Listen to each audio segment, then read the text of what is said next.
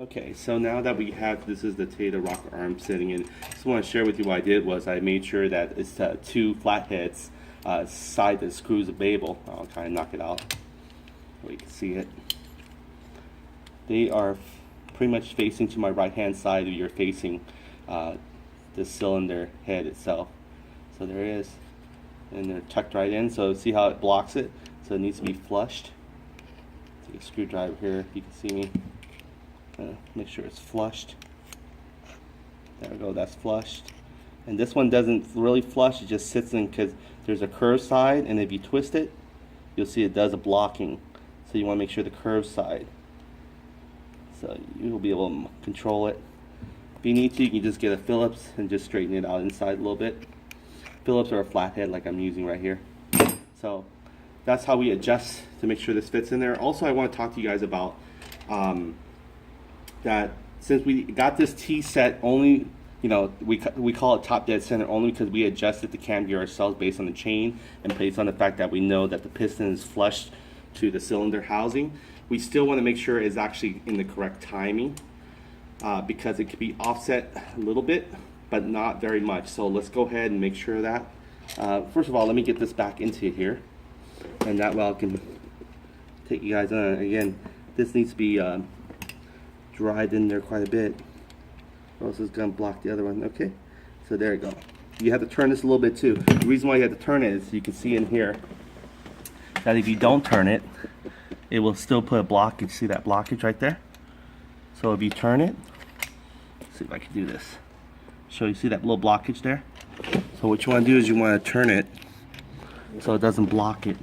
Because if it does block it, this is how it looks like when it's blocked. So you want to turn it like that where it's opening it up. And so that way all four sides will get in. Okay, it's almost there. Make sure I kind of give it a jiggle. There we go. There we go. See, it sits in now. Once everything's in there, now it's in place. Again, this tells you basically that once you set it where your timing is, you can go back to this one, make sure it actually top dead center the way you want to set it. So this is something that we set ourselves, but we actually want to make sure it's top dead center actually. So if you look through here, you can see there's a T mark. There's that T right there. That is the T where it actually should fall right. See where that little piece of metal scraping? T's for timing. You can see that we're not off that much, so but we are still off a little bit. So what we're going to do is we're going to try to spin it. I call this the kickstand. It's actually the Kickstarter. So we're going to go ahead and try to push it down a little bit. Now if you see I'm pushing it, it's going to force this to turn. So you're going to see everything here, 360 degrees here. I'm going to go ahead and set here. You can see how everything works. And I'm going to turn it to a point where you can see how the camshaft interacts. It might come actually loose a little bit because it's not tightened down yet. We're going to probably have to readjust this. So here we go, I'm turning it. I can see the fan is being turned. Or I can do this, I can spin it. Or if you want to, you see how you can see this? You can spin this right here. See, there's the T right there. We want that T to go all the way back and all the way back there to align with the other one so we can go and turn. If you notice that when I'm turning this, this also turns as well. And that's what it's supposed to do. And the rocker arms is not doing anything right now because we haven't really bolted it down. But we want to make sure it's top dead center, our timing is correct. If we need to, we're going to go ahead and take this back off the chain and we're going to adjust it accordingly to this right here, this mark, because this is the most important mark. So let me go ahead and turn this with one hand here. I'm going to do this one hand here, but you're going to be able to see it here. Okay, let's go and make sure that T does not pass that marking. You see it? Okay, there's the magnet where it completes the first, one cycle, and the T should follow shortly. So we'll look for it. There's F. Okay, now I want to make sure because this camera angle is differently, so I have to use my naked eye to also see. It's almost sitting there with the T. I think this is about right. Yeah, that's about right, I think. Let me make double check. It's great that the camera has a light on it. Easier to shine right through. There we go. That's about right. So this is pretty much our timing. There we go. See the T? It's from this angle, it looks like it's offset a little bit, but it's about right. There, the T just sits right there. So now, if we go back to our chain, let's see how it looks. See how it still is? It's still the same, top dead center. So we did it perfect. We don't have to move it too much. It's parallel still to the side of this. So that's what you have to do also to make sure that everything is flowing. And again, once we put the chain tensioner guide and everything on here, it'll put more pressure on it. We'll have a little bit more tighter fit. So now we got that on there. We're gonna go ahead and start putting the rocker arms washers back on, including his bolts. There's 4 of them, 4 washers, 4 bolts. Tilt that here, that way you can see it. And these are going to be torqued to about 7 foot-pound. If you have the smaller torque wrench, of course you convert it to inch-pounds because that's all his measuring is. So inch-pounds is equivalent to about 84 inch-pounds, and that's 7 foot-pounds. There we go. Okay. Before we torque everything down, we can go and start putting all the 8mm screws on the side as well, and as well as one back here where the cylinder head is. So here we go. Starting the screws in. Put everything down there. And these 8mm screws, their studs are not 8mm. Their studs actually only 6mm. So we're going to actually be torquing it to about 5 foot-pounds. And if you're using, again, the smaller torque pounds, like one of these right here, you're going to actually just use it where it's going to say about maybe 60. You're going to set it for about 60. So this is where you're setting it at. This jumps increments of 15. You can see here it's set right now for the 7 foot-pound one at 84, because the next one is 95. Again, it says inch-pound. So you look at it very carefully. Most likely your small handheld one, if it's no more than like maybe a feet long, it's more than likely inch per pound that you have. So before you do torque it in there, I do recommend using what's called like Loctite. And Loctite, you can get them in the different strength. The red one is more permanent. You'll need to be able to heat it up in order to get it back off the thread. But what I recommend is go ahead and use what's called blue Loctite, and that way you can use like a hand tool, and you'll be able to get it off manually without having to torch it off. Because usually Loctite stays on unless you torch it back off. So these are what Loctite looks like. Keep in mind though, even though it has a red full bottle on there, it's still actually called a blue Loctite. So you want to make sure you read it. It says blue on there, thread locker. All you do is actually just apply a little bit of the blue Loctite, like on the thread itself, like right there, just a little bit. You know, you don't need a lot, just a little bit in. And I recommend putting it where there is no exposure to going directly into the motor oil or anything like that. So it's great for making sure the vibration, because engines, these GY6 are known to vibrate quite a bit, and we want to make sure we secure it so the vibration doesn't knock the screw loose and causes you know, friction damage and everything. So you would put that on here. You put that in here, and then you can see this one already has some. And the reason why we're not putting it on here, we're going to dismantle this engine and we're going to convert it to another CC engine type of 180 cc, which is going to be pretty awesome. I mean, the bolt-on kit right now for the 171 cc is spectacular as it is, and it's easy to put in and everything. It just takes a little learning curve, but once you get the hang of it, it's pretty much plug and play almost. And there you go. See, you would put more Loctite in there. You can see there, these are Loctite residues right here. They mostly come in and look like a little cement gray. So that one's had Loctite prior. So you will put Loctites in pretty much all the component area that, again, is not going directly into the motor oil. Most of the time, all the bolts are pretty much isolated from the motor oil. They shouldn't have. The chain and everything will be you know, soaked in motor oil as it goes through here and everything. But everything else is gas infused, meaning gasoline and everything when you get your carburetor. From the very top, the gas is infused in here, and the inline. So okay, so now we got the 2 screws in there. Let's go ahead and we're going to torque these again. Their threads is not a full 8mm, it's actually more 6, so we're going to go and use 5 foot-pounds or 60 inch-pounds. Then we got another one on this side. We're going to go and put that in there. There we go. This one's a little tricky one for the camera angle, but I think I got the hang of it now. So we're going to go in down in there. Again, you would use thread locker blue again on this side of it as well. Anything to make sure that it doesn't vibrate off on its own little by little.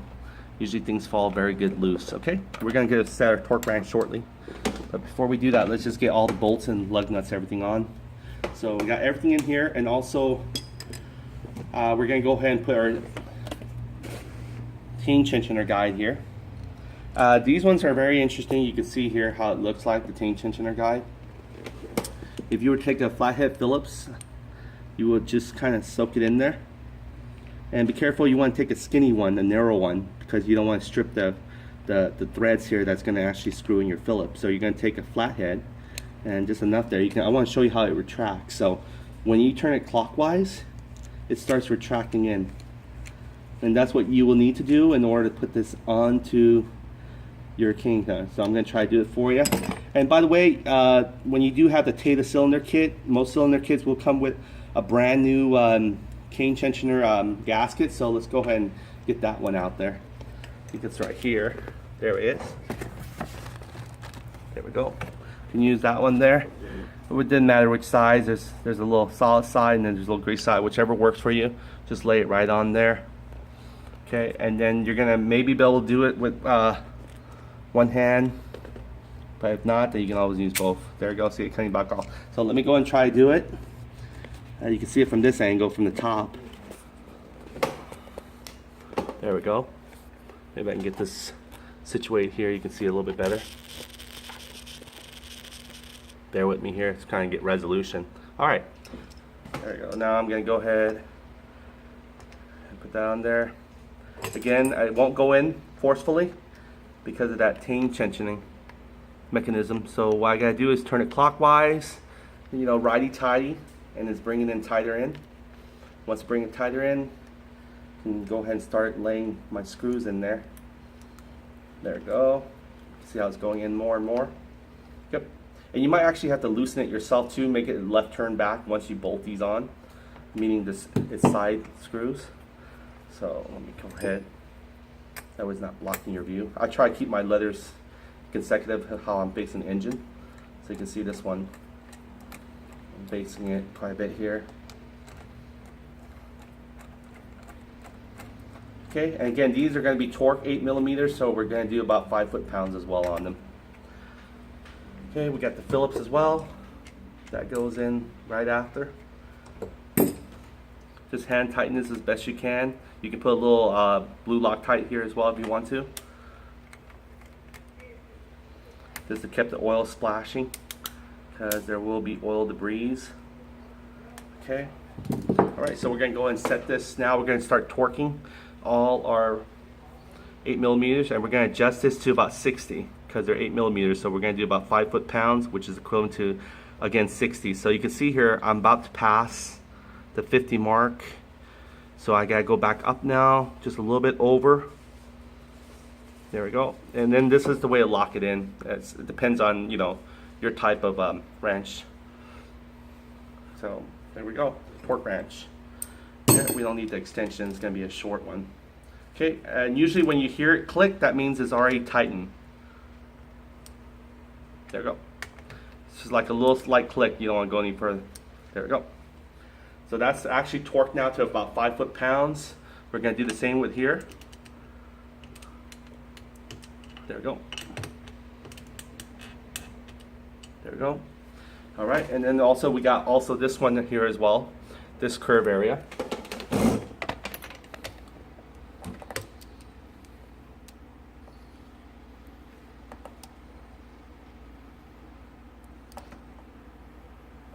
There we go.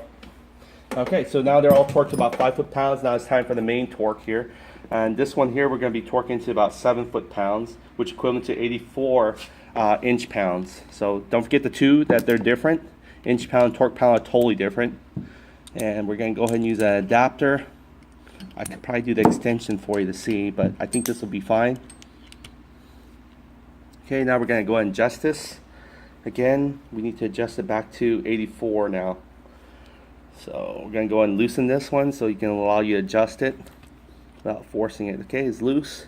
Now we're going to twirl it to about Sorry, the light's gonna be hard to see a little bit for myself. So let me go and get to 84, just a little bit above the 80, because it's almost each slash is increments of about, there we go. Should get right there. 4, lock it in, and we're gonna go ahead and give it a torque. And we're gonna do it like a crisscross pattern, meaning you go opposite side. There we go. We're gonna do this one next. You'll hear it snap. That would mean it's already set to 7 foot-pounds. There we go. The digital one usually makes a beeping noise, but if you don't have a digital one, these are just as fine. You just gotta make sure you feel it and make sure you hear a snap. If you feel it more than a snap, take that one as a suggestion that it's already torqued to spec. So these are about 7 foot-pounds torque now. Now I'm gonna show you how to actually what's called these ones. We're gonna go ahead and we're gonna get a filler gauge. We're gonna actually gauge it now. It's gonna be 0.004 for your intake and 0.005 for your exhaust. So we're gonna go and do the intake here. That way you can see up close what it looks like. And you can see how it's actually being scooted in. So let me get a camera angle here for you. You see that little right there?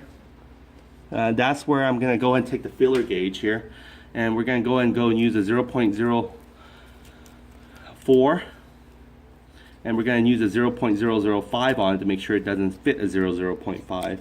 So these are the ones we're gonna use right now, is a 0.4. So here we go.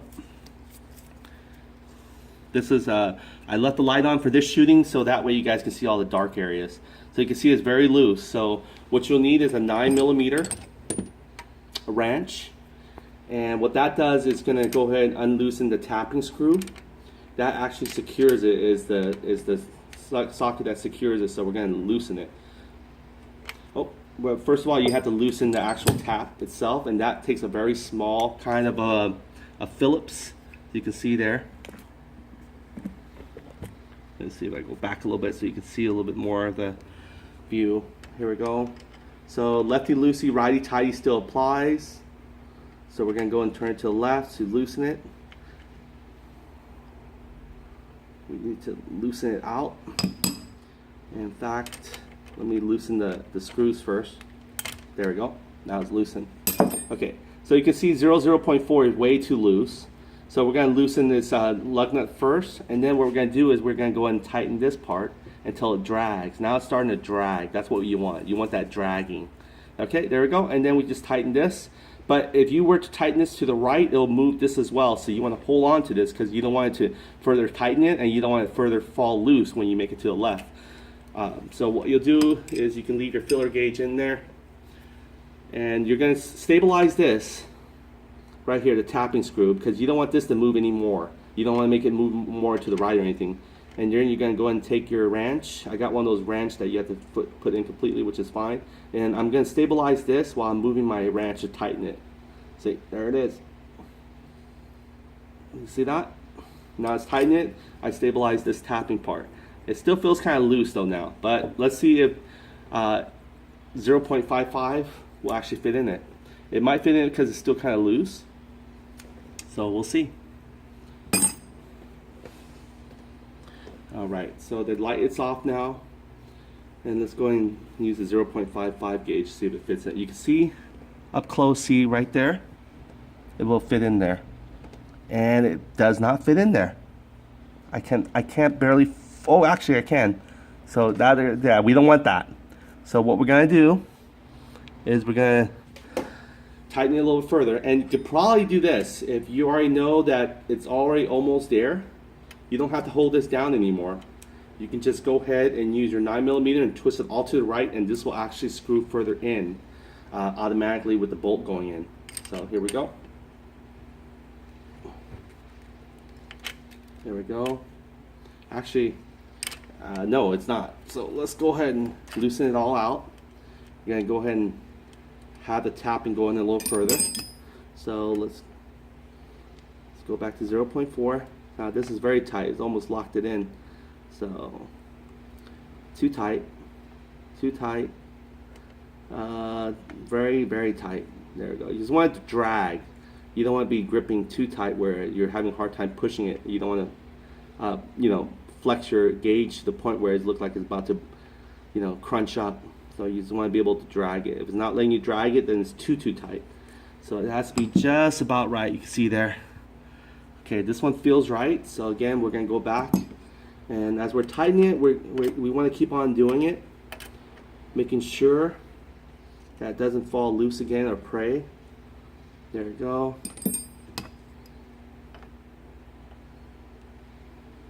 There we go. So it's still dragging, which is good. Okay, see, it's still dragging. Sometimes you do it one by one until you get a feel for it. Now it looks like this one's almost starting to come loose. So you want to keep turning it all to the right if it's making you feel like it's coming loose.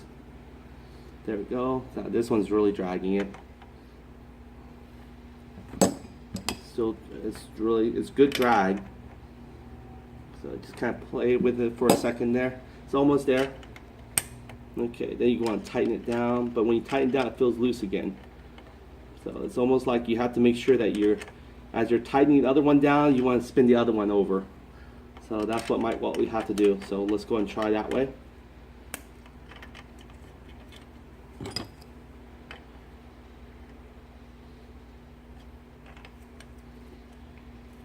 Okay, this one won't even let me come out now. Okay. Yeah, it's very tricky. You just gotta get a feel for it. There we go. There we go. Now it's okay. Now we can tighten this one. And we can tighten this one as well. Yeah, you want to eventually start turning everything over to the right. Clockwise, I mean. There we go. There we go. Okay, now it's dragging. And once you get it in there,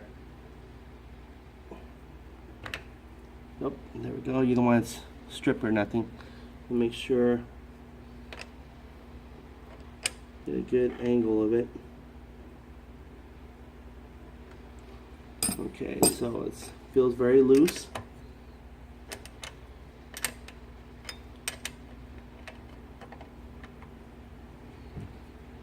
There we go, now it's tight. It's tight, but it's also loose again too. So kind of worried now with the 0.5 again going into it. Yeah, it's harder to get into it now. It's very hard. But you can get into it, but it's very hard. So that's good. It's acceptable, 0.4. Something like that one, 0.5 can barely get into it. So that's it. That one's how you actually gauge that one. Now we're gonna go and aim for the lower one. There we go, the lower one. We're going to do the same thing, but it's going to be for 0.5. So we'll use a higher gauge from that one. We're going to use 0.006. And then we're going to torque it down as well. So here we go. Again, the same thing we're going to do is we're going to take our 0.5. We're going to go and try and insert it in. It won't let you. So we're going to have to start loosening things. So here we go. We're going to loosen it. First of all, you want to loosen the nut. And then it's easier just to loosen by hand a little bit until you feel it. You try and turn the tapping screw back to the clockwise position, and you can still feel that lag. Okay, when you feel that lag, you can go and hand tighten it as much as you can. Okay, still have that little nice drag to it. This one's a really good drag. Now it's time to go ahead and tighten it down. But when you tighten it down, it seems like it always goes back to loose. So that's why you want to do is you want to hold it, and you have to bring a little smaller wrench inside of it to help maintain that tightness, or else it will just tighten on its own. There we go. Okay, that's a good drag. Very good drag. See that? Probably see it from this side. You can actually see what's going on with the feeler gauge. There we go. Yeah, that's drag. That's again, the exhaust side in the bottom is 0.005, and then the intake on top again was 0.004, which we just completed. So this one I doubt that the 0.06 will be able to get into it. So that was 0.005. Now we're going to go ahead and put it with the 0.6 to show you that it shouldn't fit into that one. So our feeler gauge has several numbers here. Okay, here it goes. This is 0.006. I'm going to try to hopefully force it in there and see if it will actually go. If it goes, then that means we have to start again from fine-tuning it. Nope, it's not. I have to really force it little by little. But so if you have to force it, that means it's not the one for it. So that's good. That fits perfectly for the 0.005, and of course smaller, and 0.04 on top that we did earlier. So that's how you pretty much set your rocker arms tapping screw to make sure it actually has a proper spacing for the valve springs when it actually comes out. Now I want to show you now how everything works before we put the cover back on. I'm going to go ahead and spin the wheel so you can see it. Again, remember our timing here is very important. Make sure that the T is tapped right into the little thing, and that also makes sure that we set our cam gear to follow accordingly for future indexing. This is just for our indexing. Once you take the chain off, you pretty much are free to set this anywhere you want, depending that you know that your timing is correct. So that's why we want to make sure actually the source is correct, our timing from our flywheel, to make sure our time gear is correct. So now I'm going to go ahead and adjust it. I keep on saying kickstand, but that's not a kickstand. This is a kickstand right here. That's a kickstand when you let your bike lay to the left-hand side of it. So this is a Kickstarter thing. If you don't have a Kickstarter, again, you can actually just use this right here. If you have exposed, you can turn it and you can see how it works. See, I'm turning it right now. You can start seeing the rocker arms now. Now that has been, see how the rocker arms uplift and so forth, and then it lets down back. See, everything's going smoothly. There you go. And if you can't have a hard time turning this with your thumb, you can go ahead and just use your Kickstarter crank there, and you can do it that way too. But that's it. Now it's time to put our valve cover back on,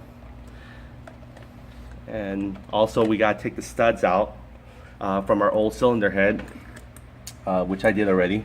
This old cylinder head here, put it back in the package, and these are it. Just keep in mind though, when you're putting these studs on, that when you take them off, that the longer ends, it's going to be facing you. The longer ends, I apologize, not facing you, it's going to be facing to the crankcase, and the shorter ends will be facing you. It's going to be screwed in, terminology here. Okay, you can see here, one's sort of a shorter thread and the other one's a longer thread. The longer thread goes in here. And so when you put your gasket first, and you can put this on there afterwards, so you can do that because it's going to take some time, because this is a little bit more thread into it to secure it. So I'm going to go ahead and do it right now. We're going to go and put that long thread first in there. You can see how skinny they are compared to what it is actually really. The bolt size that fits on these are 10 millimeters. But we know already that they actually are a skinnier thread. So they're about, again, 6 millimeter threads probably. So what we're going to need to do, we're going to need to torque this again to about 5 foot-pounds or 60 inch-pounds. Okay, got that all screwed in there. If you want to, you can take a, your vice grip and just give it a good grip on there and just kind of twirl it in there, make sure it stays in there. Again, you can use lock thread, again, blue, lock thread blue. So that's it. You'll put that in there, and you'll put your razor up there a little bit. And again, these will be for things. We won't put this on there right now because we're going to put our housing and everything on there, but that's how you would go and put your threads back in from your old cylinder head. As well as there's going to be a different kind of thread for the exhaust. The exhaust one will be a little thicker, and then more than likely will be an 8 millimeter thread, and with the same kind of 10 millimeter bolt size, or it could be about 11. So, all right, we got it. The next time, now we're going to go ahead and put in our cylinder head. and we put the screws in there just to make sure we don't lose our place. So